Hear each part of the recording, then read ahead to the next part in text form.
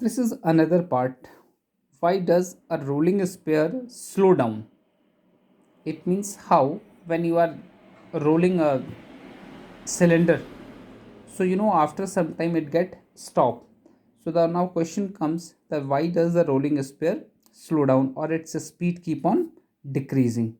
So what kind of forces are working on that rolling sphere so that its velocity is decreasing? So this you have to study here. See, as you know, suppose this is, we had taken an example of the sphere. So this sphere is having its angular velocity omega, and with the help of which it is doing what? Linear motion. Understood or not? But this is at any instant of time. At any instant of time, see the weight, that is m into g, is always at the center of mass. So its center of mass m into g is always downward. And what is this friction force? Why friction force? Friction force is a contact force working between the two contact surfaces and always opposes the motion of the object.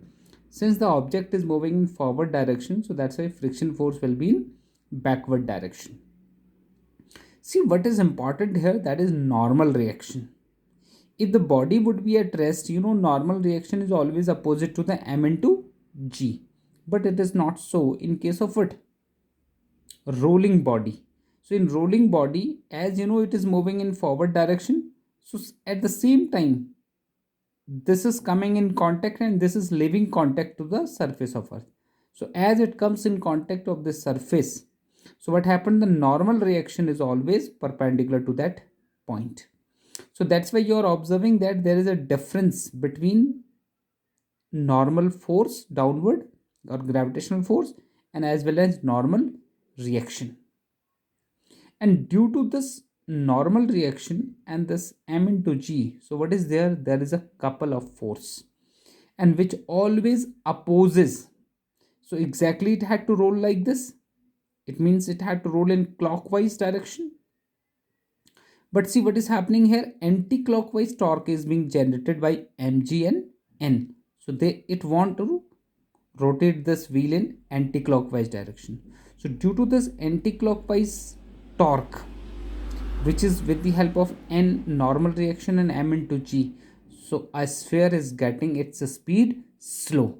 So against this speed or against this opposite torque, so what is required, we have to apply external force so that our wheel can keep on rotating. So that's for, or keep on rolling. So this is all about the rotational motion I had taught you. See what is important in this topic, that is you have to study about the center of mass, you have to study about the relationship among the various, that is what is torque exactly, what is linear angular momentum, and what is theorems of moment of inertia and what is moment of inertia for different object. Though I had told you few derivation, but remaining only formula are sufficient, no derivation are coming in your exam.